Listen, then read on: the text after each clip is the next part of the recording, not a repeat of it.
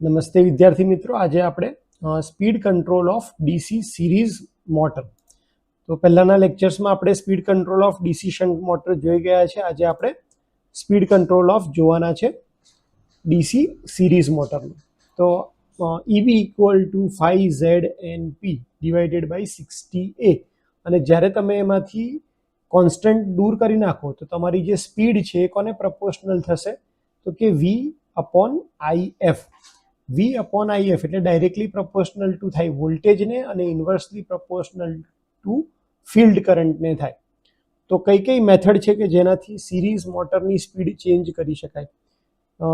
જો નોર્મલી જોવા જાઓ તો સિરીઝ મોટરની અંદર ફિલ્ડ વાઇન્ડિંગ એ સિરીઝમાં છે લોડની, અને એટલા માટે જેમ જેમ લોડ બદલાય તો તમારો ફિલ્ડ કરંટ બદલાશે અને એ રીતે સ્પીડ બદલાવાની જ છે. પણ જો તમે કોઈ કોન્સ્ટન્ટ લોડ રાખી દીધો હોય તો તમારે સ્પીડ ચેન્જ કરવી હોય તો તમે આ જે 3 મેથડ લખી છે એ તમે એપ્લાય કરી શકો અને એના ઉપરથી તમે સિરીઝ મોટરનો સ્પીડ કંટ્રોલ કરી શકો. તો આ ખાસ યાદ રાખી લેજો કે ભાઈ 3 મેથડ છે. કઈ કઈ? પહેલી મેથડ છે ફ્લક્સ કંટ્રોલ મેથડ, બીજી મેથડ છે રિયોસ્ટેટિક કંટ્રોલ મેથડ, અને ત્રીજી છે applied control method. DC series મોટરમાં સિમ્પલ એટલા માટે થઈ જાય કારણ કે તમારું કનેક્શન બહુ ઇઝી હોય.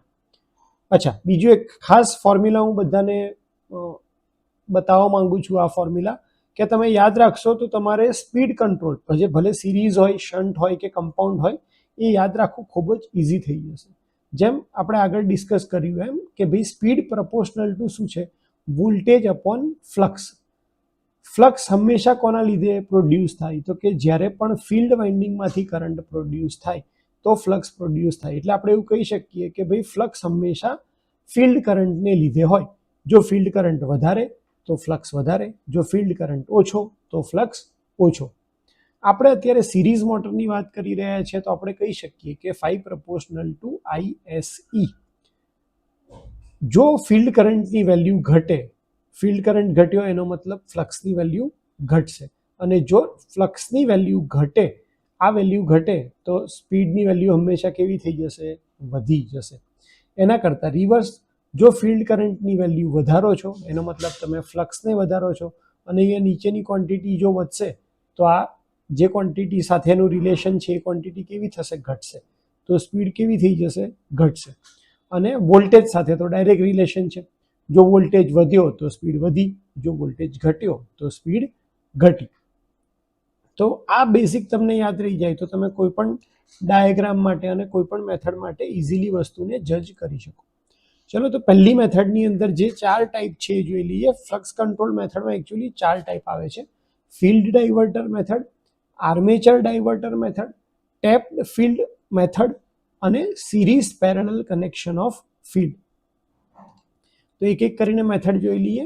ફ્લક્સ કંટ્રોલ મેથડ, અહીંયા સ્પેલિંગમાં L લખવાનો રહી ગયો છે. તો અચ્છા, ઉભા રહો એક જ મિનિટ, અત્યારે ચેન્જ કરી લઈએ તો પાછળથી પણ. ફિલ્ડ કંટ્રોલ મેથડ અને ડાયવર્ટરમાં સ્પેલિંગ ઓકે. ફ્લક્સ કંટ્રોલ મેથડની અંદર અહીંયા તમે જુઓ આપણે શું કરીએ છીએ. પહેલી મેથડ કઈ છે? ફિલ્ડ ડાયવર્ટર, એટલે કે ફિલ્ડને ડાયવર્ટ કરવાની છે. તમે વ્હીકલ લઈને જતા હોય છો ત્યારે લખ્યું હોય છે રોડમાં કે ભાઈ ડાયવર્ઝન આગળ છે. સેમ વસ્તુ છે કે ભાઈ નોર્મલ કન્ડિશનમાં તમારો જે ફિલ્ડ કરંટ છે અહીંયાથી ફ્લો થઈ ફિલ્ડમાંથી જઈ અને મોટરમાં જવાનો છે. તમે અહીંયા ફિલ્ડના પેરેલલમાં એક રેઝિસ્ટન્સ મૂકો છો અને તમારો જે કરંટ છે ફિલ્ડનો કરંટ એને ડાયવર્ટ કરી દો છો. આને કહેવાય ફિલ્ડ ડાયવર્ટર મેથડ.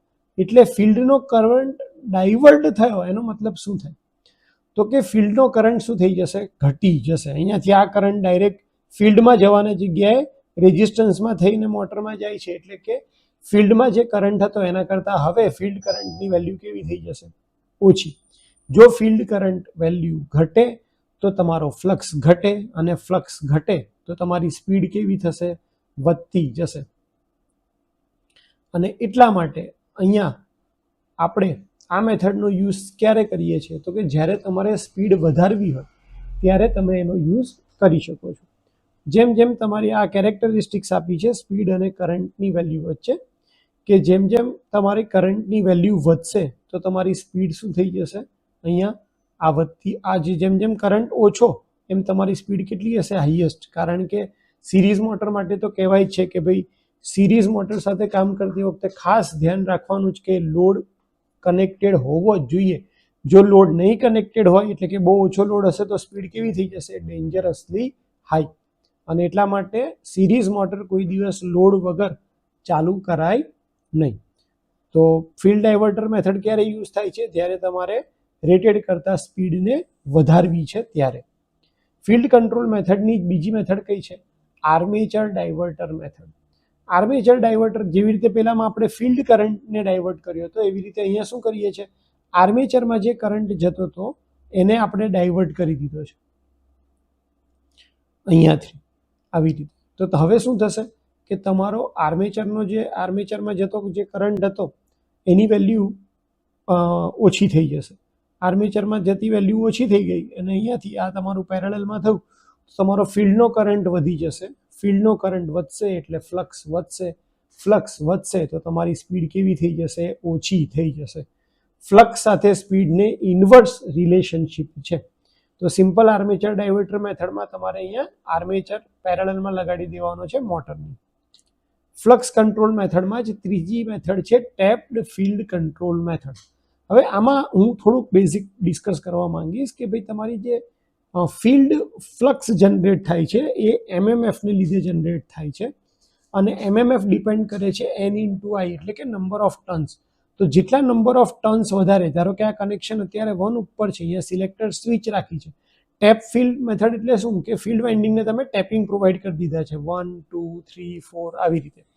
અને અહીંયા એક સિલેક્ટર સ્વિચની મદદથી તમે સિલેક્ટ કરો છો. જો તમે સ્વિચ 1 ઉપર રાખી છે તો તમારો આ પૂરતો આખો ફિલ્ડ વાઇન્ડિંગના બધા જ ટર્ન્સ જે છે આવી જશે. એટલે ફ્લક્સ આ કન્ડિશનમાં જ્યારે 1 ઉપર હશે ત્યારે સૌથી વધારે હશે અને જેમ તમે 2 ઉપર જશો તો આ ટર્ન્સ ઓછા થઈ જશે તો તમારો ફ્લક્સ ધીરે ધીરે ઘટતો જશે. કેમ? કારણ કે તમારા ટર્ન્સ ઓછા થતા જાય છે. અને MMF equal to N into I એટલે કે number of turns into current. Number of turns ઓછા થયા તો ફ્લક્સ ઘટ્યો તો તમારી સ્પીડ કેવી થઈ જશે, વધી જશે. અને એટલા માટે ટેપ ફિલ્ડ કંટ્રોલ મેથડનો યુઝ હંમેશા આપણે સ્પીડ વધારવી હોય સિરીઝ મોટરની ત્યારે કરીએ છીએ. ચોથી મેથડ છે flux control method, series parallel connection method. કે ભાઈ તમને જે બે ફિલ્ડ વાઇન્ડિંગ આપી હોય અને તમે એને કઈ રીતે કનેક્શન કરો છો. સિરીઝમાં ક્યારે કરીએ છીએ, જ્યારે તમારે ટોર્ક વધારે જોતો હોય ત્યારે, અને પેરેલલમાં ક્યારે કરીએ છીએ, જ્યારે તમારે સ્પીડ વધારે જોતી હોય ત્યારે.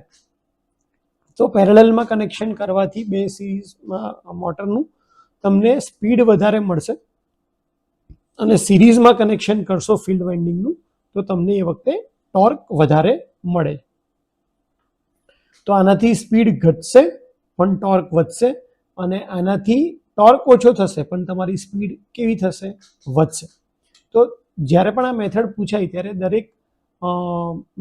દરેક મેથડ માટે તમારે એટલીસ્ટ એક બે લાઇનમાં સમજાવવાનું હોય છે કે આ મેથડ સ્પીડ વધારવા માટે યુઝ થાય છે કે ઘટાડવા માટે થાય છે, કેમ આવું થાય છે, એની પાછળનું રીઝન તમારે એક લાઇનમાં જેવી રીતે મેં સમજાવ્યું છે સમજાવવાનું છે. બીજી મેથડ છે રિયોસ્ટેટિક કંટ્રોલ મેથડ. રિયોસ્ટેટિક કંટ્રોલ મેથડમાં શું થાય છે કે આર્મેચરની સિરીઝમાં જ આપણે એક રેઝિસ્ટન્સ બીજો મૂકી દઈએ છીએ. ઓલરેડી ફિલ્ડ વાઇન્ડિંગનો રેઝિસ્ટન્સ તો છે જ સિરીઝમાં. તો રિયોસ્ટેટિક કંટ્રોલ મેથડમાં તમે તમારો જે મોટરને મળતો વોલ્ટેજ છે, સપ્લાય વોલ્ટેજ, એ ડિવાઈડ થઈ જાય છે અને એટલા માટે એની સ્પીડ કેવી થઈ જાય છે, તો કે તમારી જે મોટરની સ્પીડ છે એ ઘટી જાય છે રિયોસ્ટેટિક કંટ્રોલ મેથડમાં. ડિસએડવાન્ટેજ શું છે, તો ડિસએડવાન્ટેજ એ છે કે તમારો જે પાવર છે એ I²R ફોર્મમાં આ RX નામના રેઝિસ્ટન્સની અંદર લોસ થશે અને એના લીધે આખા સેટઅપની એફિશિયન્સી ઓછી આવે છે. અને ત્રીજી અને last method applied voltage control method. હવે આ ફિગર ધ્યાનથી જુઓ, અહીંયા જનરેટર આપ્યું છે આપણને. તો પ્રાઇમ મૂવરથી પહેલાં આપણે જનરેટરને સ્ટાર્ટ કરશું. જનરેટરને સ્ટાર્ટ કરીશું અને ફિલ્ડ વાઇન્ડિંગમાંથી કરંટ પસાર થશે એટલે શું થશે કે ભાઈ EMF પ્રોડ્યુસ થશે. અને એ વોલ્ટેજ આપણે કોને આપીએ છીએ, તો કે આ મોટરને આપીએ છીએ. સિરીઝ જે તમારી મોટર છે એને વોલ્ટેજ આપીએ છીએ. આ વોલ્ટેજ ફિક્સ વોલ્ટેજ હોત ક્યારે, જો આપણે અહીંયા રેઝિસ્ટન્સ વેરિયેબલ ના લગાડ્યો હોત તો.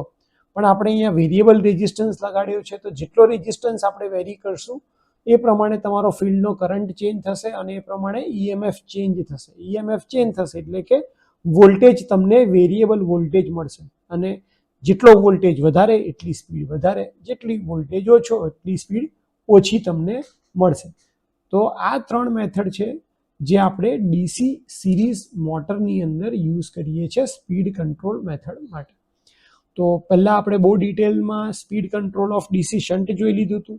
આજે આપણે ડીસી સિરીઝ મોટરનો સ્પીડ કંટ્રોલ જોઈ લીધું છે, જેમાં કઈ ફિગર ડ્રો કરવાની છે, શું લખવાનું છે, તમને ખ્યાલ આવી ગયો હશે. તો હોપ તમે તમારું રિવિઝન ચાલુ રાખજો અને ડીસીએમટીની અંદર સારું પરફોર્મ કરવા ટ્રાય કરજો. જેમ જેમ તમે વાંચતા જશો તમારો નોલેજ વધતું જશે, એમ તમારો કોન્ફિડન્સ પણ વધતો જશે. તો હોપ કે તમે તમારું રીડિંગ કન્ટિન્યુ રાખશો.